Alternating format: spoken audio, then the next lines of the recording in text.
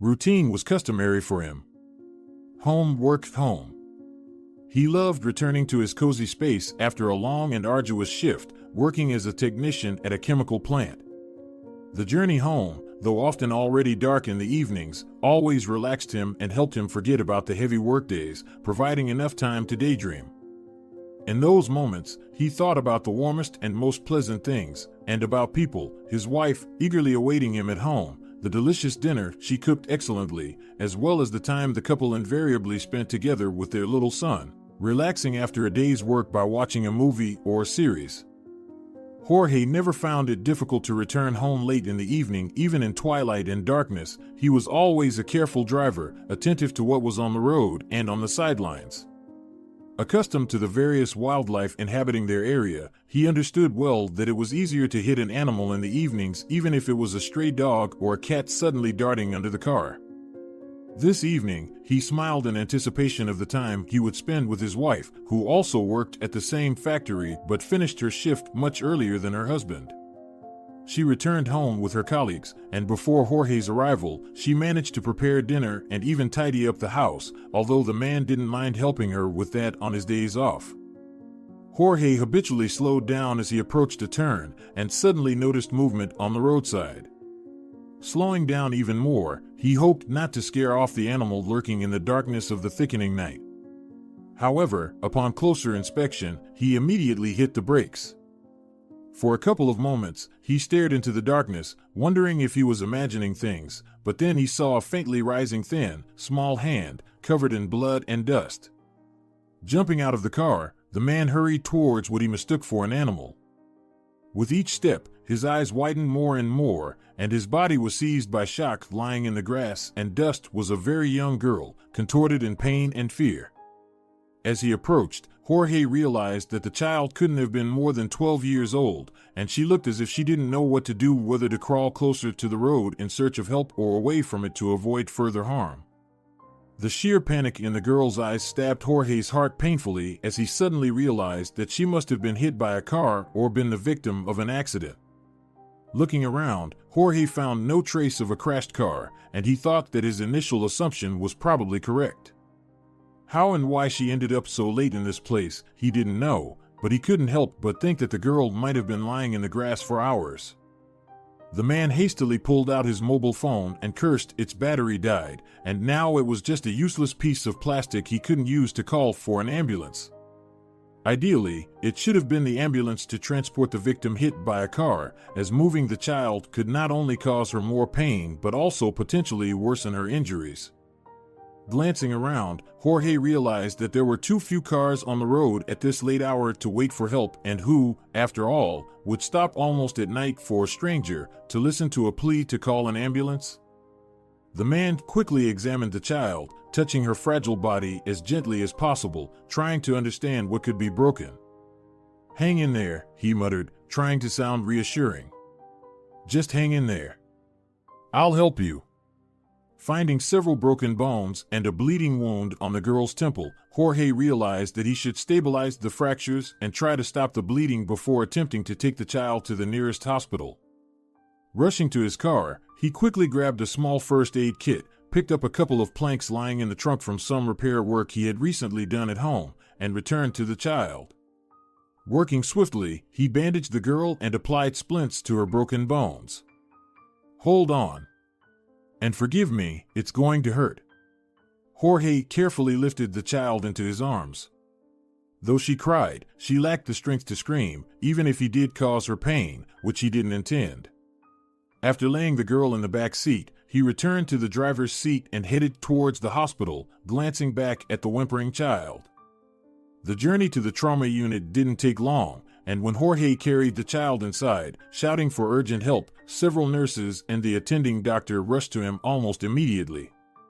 Handing the girl over to the professionals, Jorge wearily sat down in a chair as someone questioned him about what had happened and who the girl was. Still shaken by the events, Jorge explained that he found the child on the roadside, unaware of her identity, origin, or parents. Realizing that the doctors would have questions, and not wanting to leave the child alone, he felt compelled to stay in the waiting area. He asked the young woman at the reception desk to use the phone to call his wife and let her know he would be late for dinner. Then came the long wait, and Jorge nervously tapped his foot, wondering if the girl would survive and if he had gotten her to the hospital in time. Even if the doctors had discharged him, he would have stayed in the hospital to ensure the child was okay. That's who he was, kind and compassionate, unable to abandon someone in need. After what seemed like an eternity, a man and a woman burst into the ward like a whirlwind. Both were pale with panic as they demanded, more than asked, to see their daughter. One of the young doctors, quickly recognizing their names, understood they were the parents of the girl Jorge had brought in, who managed to utter her name while they examined her and tended to her wounds. The doctor informed the parents that the girl had been brought in by a man who found her on the side of the road. Who was it?" demanded the girl's father. When the doctor pointed to Jorge sitting in the waiting room, the man rose from his seat, realizing they were talking about him. Seeing the girl's father, Jorge was stunned, suddenly recognizing the man. Nervousness and anticipation gave way to shock and tension. Jorge didn't know what to say to this person. The girl's father approached him and extended his hand. "Thank you. You saved my daughter." Jorge grimly looked at the man and reluctantly shook his hand, remaining silent. However, the man suddenly froze and frowned. He, too, recognized the man standing before him.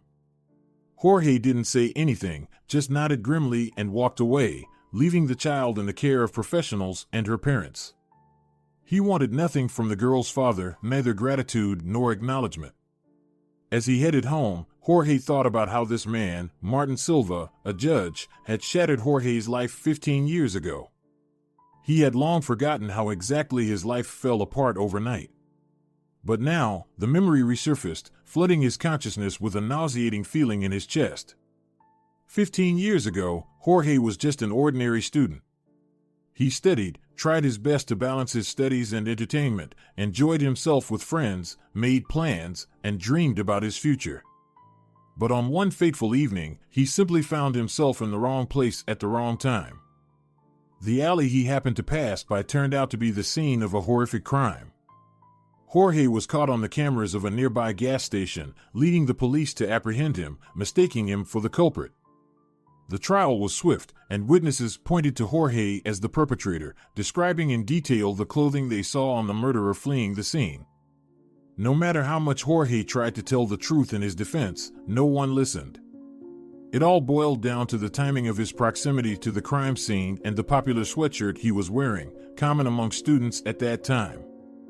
He was convicted, and he found himself in prison, sentenced to 10 years. Jorge sighed heavily. 15 years had passed, and nothing could be changed anymore, so there was no point in being angry. The conviction remained with him for his entire life, but he was released early, having reduced his sentence through exemplary behavior. Finding a job afterward was very difficult, and the dreams of the future shattered after the trials seemed unattainable. But he endured all the trials, refusing to give up and moving forward.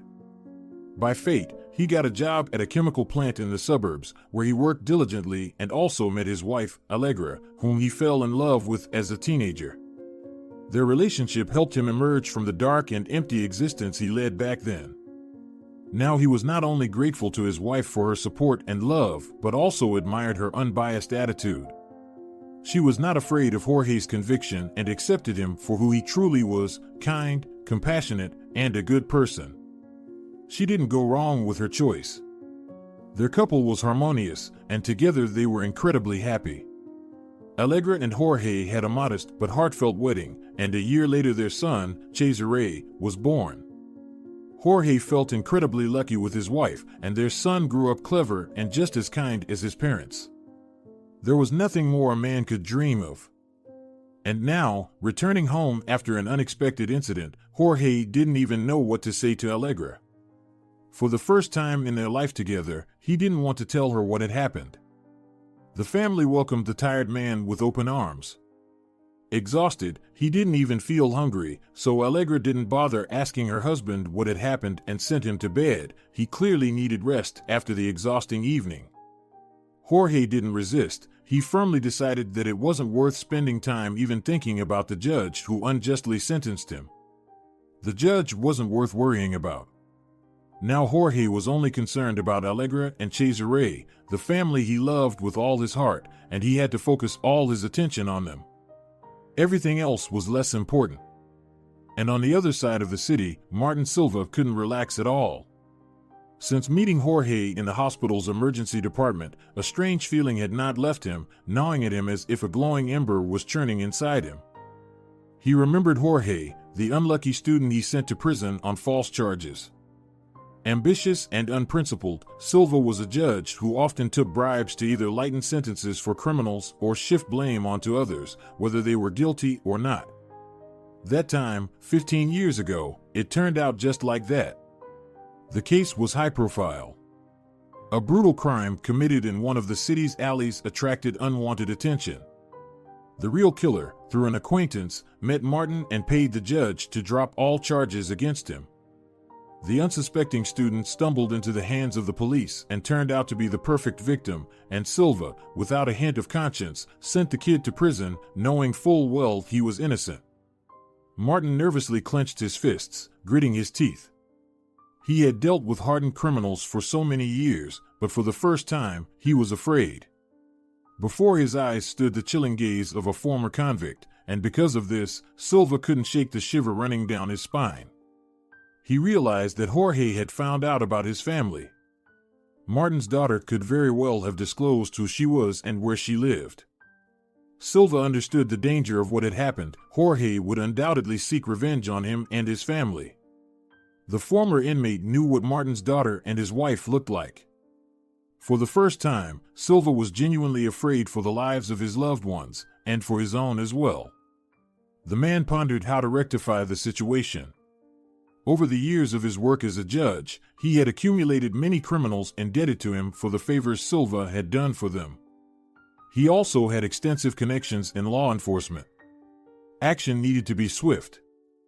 Silva firmly decided he wouldn't allow Jorge to take revenge on him and his family, and he began calling those with whom he had ties in the criminal world. He knew they could make this problem disappear. Or, at least, initially try to scare Jorge into leaving town. And if the former inmate didn't catch the hint, those same criminals could make him just another statistic, missing or dead. Making sure his case wouldn't be thoroughly investigated was easy for someone like Martin Silva. The judge managed to gather many of his debtors, willing to help him for the services he had provided in the past. Martin obtained all he could about Jorge. Photos of the student during the investigation of the crime 15 years ago were still easy to find. The criminals listened to what was required of them and promised to take care of everything. They didn't care whom they hurt, so everything should resolve in Martin's favor soon. Meanwhile, Jorge, brushing off a meeting with the judge who had once falsely accused him, continued living his life, hardly sparing him a thought. And though he still adhered to his usual routine, he gradually began noticing the same people on the street and around his workplace. At first, it could be dismissed as coincidence, but the same cars followed him on the road, and the same faces appeared on the street. Jorge suspected something was amiss. With each passing day, he began to wonder more. Perhaps it was all in his head. Or maybe someone was following him. He tried his best to shake off the heavy feeling that all these strangers were purposefully pursuing him. But as it turned out, none of this was a result of the man's imagination. One pleasant evening, as Jorge enjoyed his weekend, he drove into the city to stop by one of his favorite shops and stock up on essentials. He was in a good mood, already planning how to surprise his spouse on their upcoming anniversary, which was just around the corner. However, as Jorge exited the store and headed towards his car parked nearby, he suddenly heard footsteps behind him. Glancing back, he saw the same people he had noticed before, both in the city and around his workplace. The strangers' grim faces seemed menacing, prompting Jorge to quicken his pace, hoping it was some misunderstanding and that the men were simply walking in the same direction as him. But the footsteps behind him quickened, and moments later, someone suddenly struck him in the back. Jorge couldn't stay on his feet and fell. Immediately, 5 strangers surrounded him and began kicking him, beating him with such force and hatred as if one of these men held a personal grudge against him.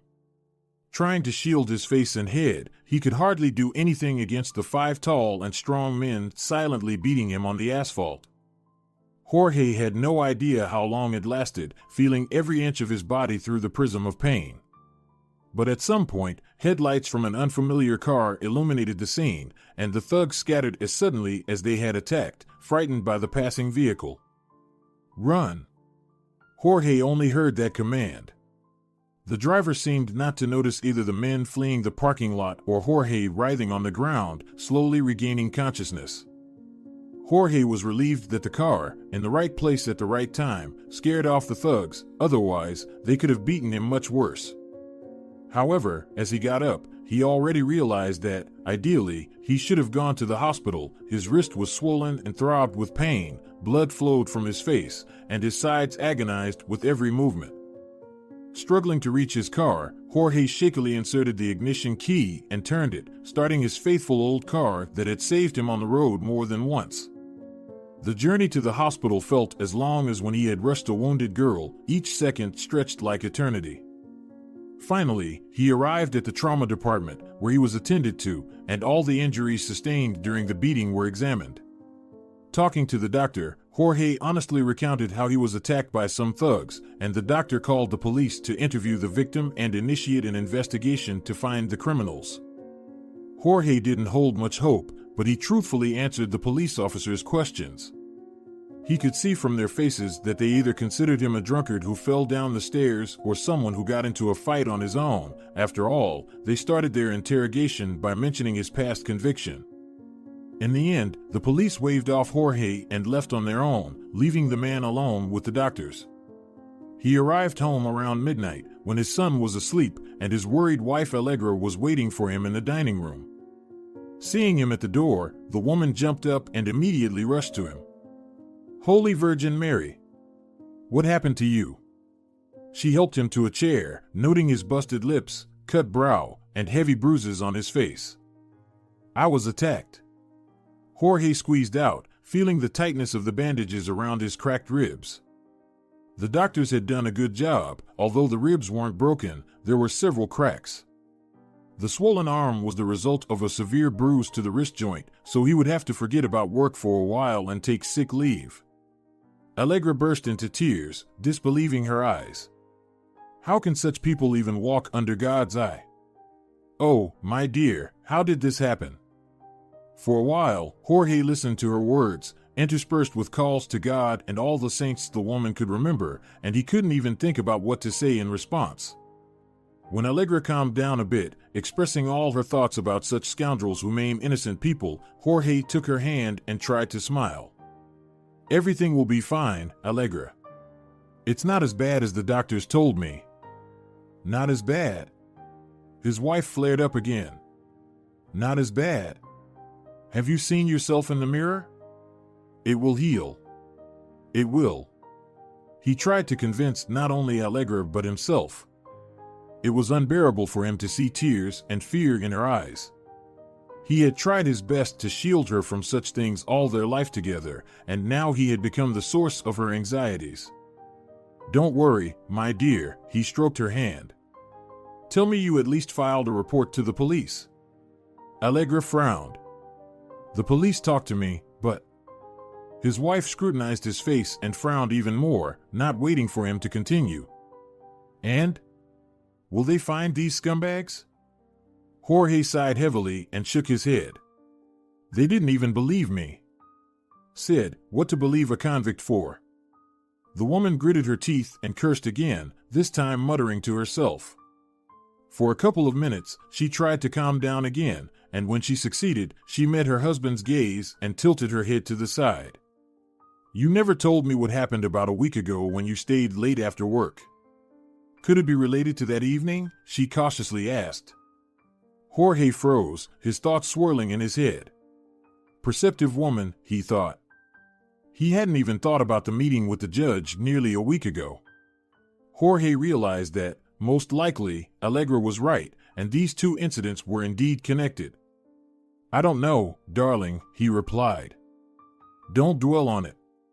Everything will be fine. Allegra hugged her husband, realizing that it wasn't worth pressing her already exhausted husband with more questions.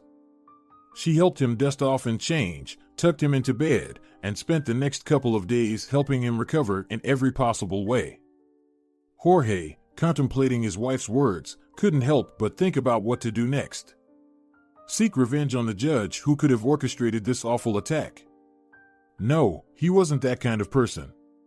But Jorge did want to have a talk with him, if only to understand why this judge held such animosity towards him. After all he had done was rescue Silva's daughter from the side of the road, and the judge had sent some thugs after him as gratitude. When Jorge was able to move comfortably again, he got into his car and drove towards the building he had been avoiding since the day he was convicted there as a student. Parking on the curb, he waited, scanning the crowd of people entering and exiting the courthouse for the judge. Hours passed before Jorge finally spotted Martin Silva emerging from the doors. Observing the robust, laughing man, Jorge thought he must have been pleased with how his day had gone. For a moment, Jorge also pondered how many more innocent people this judge might have sent behind bars. When Martin pulled out of the parking lot, Jorge cautiously followed him, trying to stay inconspicuous. When Martin parked near one of the apartment buildings, Jorge stopped his car and watched as Martin entered one of the entrances. Taking note of the address, Jorge firmly decided to confront the judge in the morning before he went to work. On his way home, Jorge thought about what he could say to Martin Silva. Jorge hardly slept that night, tossing and turning, both from his still aching body and from the thoughts swirling in his head. He couldn't shake the fact that he had no idea what to say to the judge. On one hand, he couldn't fathom why this person would treat him this way. On the other hand, it seemed like it might be best to abandon the idea altogether. But it was too late to back out. Jorge realized that if Martin Silva could send thugs after him who beat him up, it could very well happen again. And what frightened him the most was the possibility that Allegra or Cesare could encounter these scoundrels on their way. That was something Jorge absolutely did not want. He rose long before his wife did.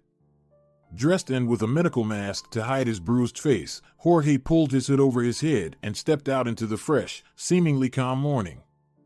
He arrived at Martin Silva's house lost in thought, still unsure of what words to say to the judge. Confirming that Silva's car was still in its parking spot, Jorge made his way to the entrance and began to wait. He didn't wait long, the door opened, and Martin Silva stepped out onto the street. Spotting the man in the hood and mask standing right beside him, the judge visibly tensed, though he took a few deep breaths, clearly trying to calm his frayed nerves. "Senor Silva." Jorge stepped towards the judge, who froze, his face paling with horror. "We need to talk." Removing his hood and mask, Jorge revealed his battered face, and Silva's eyes widened. "And you're telling me I'm to blame for this? I never laid a finger on you." Martin blustered, trying to collect himself and appear more confident in his words than he actually felt. Jorge raised his hand, cutting off the judge's objections with a gesture, and the judge noticed a very strange, incredibly melancholic look from the former convict. "I didn't come here for revenge," Jorge said in a calm and quiet voice. "I came to remind you that 15 years ago you imprisoned me for a crime I didn't commit. You knew it, but you did it anyway. I don't blame you. You're human, and humans make mistakes. It's our nature. Everyone has their priorities in life, vices, thoughts, and desires. I don't blame you for giving in to your vices, Senor Silva. I want to thank you. Because if it weren't for my time in prison, I wouldn't have met the love of my life. She saw in me not just a released prisoner, but me. And I love her for that. I think you understand such love when you want to shield from any danger and harm. After all, you love your wife and daughter, don't you? I love my wife and son too. And until recently, I didn't care that you still held the position of judge, determining people's fates. I forgave you a long time ago. And if it weren't for your daughter, whom I found by the roadside, I wouldn't even remember you. I only regret one thing, Senor Silva, the time I lost in prison, my nerves, and health. Otherwise, I live quite happily, and I don't need you, nor vengeance on you, nor gratitude for saving your daughter. I truly hope she grows up to be less corrupt and cowardly than you. I would really like your daughter to become better and kinder." Martin Silva listened to Jorge and remained silent, suddenly feeling a tremor, not from fear, but from the realization of how cruelly he had treated a man he didn't know. He didn't even realize at first that tears had formed in his eyes. Jorge, interrupting for a couple of moments to catch his breath, concluded, "All I want to ask of you. Forget about me. And never appear in my life again." He looked Martin in the eyes. The incredible sincerity of the former convict astonished Martin. He thought he had sent thugs to deal with a criminal seeking revenge on him, but Jorge turned out to be a good and kind man. All Jorge did was selflessly save his only daughter, while he himself acted like a true scoundrel, sending people to beat him up. Anyone in the former convict's place would have been furious at such injustice. After that, he would surely have had the right to deal with Martin. But Jorge remained just as friendly and reasonable a man. Even the years spent in prison hadn't changed that innocent student, whom Silva sent to the real criminals and scoundrels. "Forgive me." Martin exhaled, feeling a solitary tear trickle down his cheek. "I didn't think." Jorge shook his head. "No need for apologies. I want nothing from you. Just forget about me. And live your life. I hope your daughter recovers soon. Goodbye." Martin Silva watched as Jorge headed to his car, got in, and drove away. Despite needing to go to work, Silva stood motionless for a very long time. The man he had harmed so deeply didn't hate him? The judge finally made his way to his car, and for a very long time, he sat behind the wheel without moving. He pondered over the words spoken to him and realized that, for the first time in his long life, he had encountered a genuinely sincere and kind person. He was late for work that day, and the following days passed in a haze. Martin only came alive when visiting his daughter in the hospital, who was quickly recovering from her injuries and gradually becoming happier, anticipating her return home. Perhaps the hardest thing for Martin was that his daughter spoke warmly of the strange uncle who found her by the roadside and helped her, taking her to the hospital. Silva listened to Mercedes and delved deeper into his thoughts. Even his daughter saw in the man, who essentially had no obligation to help a stranger girl, a good person, and spoke of him with warmth and gratitude. By the day they were checking her out of the hospital, Martin arrived with his wife to pick up their daughter. She smiled and handed her father a homemade card she had drawn while lying there. Seeing the colorful drawing on the card, Martin realized he couldn't just let it go. "Dad, find that man," Mercedes pleaded. "Give him this card. I really want him to know how much he's done for me." Martin forced a smile and nodded, unable to utter a word. He was afraid his voice would fail him, and he would cry at this heartfelt gesture from his daughter. The next evening, he gathered his courage and headed to Jorge's house. Despite his strong doubts and worries that the man would simply dismiss him, he had promised to deliver Mercedes' card and couldn't help but follow through. Standing at the apartment door, he hesitated for a couple of minutes, nervously adjusting his tie and constantly glancing at the envelope containing the card and his business card. Finally, Martin rang the doorbell, feeling even more nervous. There was no turning back now. When Jorge opened the door, the smile faded from his face. Martin Silva stood on the threshold. The judge looked ashamed and uncertain, shifting from one foot to the other. Jorge glanced back at his wife and son, then stepped outside, closing the door behind him so his family wouldn't see or hear their conversation. "I told you to forget about me and never show up in my life again," Jorge said quietly but firmly, not taking his eyes off Martin Silva. "I understand everything, but I..." The judge hesitated, then handed Jorge the envelope. "My daughter. Mercedes, she got discharged, and she asked about you. She really wanted me to give you this." Jorge indifferently took the envelope but didn't open it, continuing to look at the judge. "Please. I understand you hate me for all I've done. I've really messed up, and no efforts can make up for the time you lost in prison because of me. But Mercedes really wanted to thank you personally. Inside the envelope is my business card with my personal number. You can call anytime." Martin stepped back uncertainly. "Thank you for your time. And thank you for not standing aside when my daughter needed help." He turned away, and Jorge watched the judge until he disappeared from sight. Only then did he look at the envelope and open it. Inside was a homemade card. On it, the girl he saved proudly drew a man standing with a superhero cape billowing behind him. Beneath the picture was a colorful inscription, "My hero." Jorge read the brief message inside, full of gratitude and kindness, then looked at the judge's business card. With a heavy sigh, he returned to his home, realizing that if not Martin himself, then his daughter was truly grateful for her rescue by a stranger. The girl's father, it seemed, wanted to alleviate his guilt. Jorge didn't know if it was possible to somehow make up for all that Silva had done. Lost time couldn't be recovered. Reputation couldn't be restored. Dreams couldn't be resurrected. So what did the judge really want? To apologize? Jorge looked at his wife, playing with Cesare, and pondered. Wasn't it time to tell Allegra everything in detail? Perhaps the insightful woman could advise him on what to do in this complex situation. When Cesare went to bed, Allegra and Jorge sat down with a cup of tea, and without reservation, Jorge told her everything that had happened.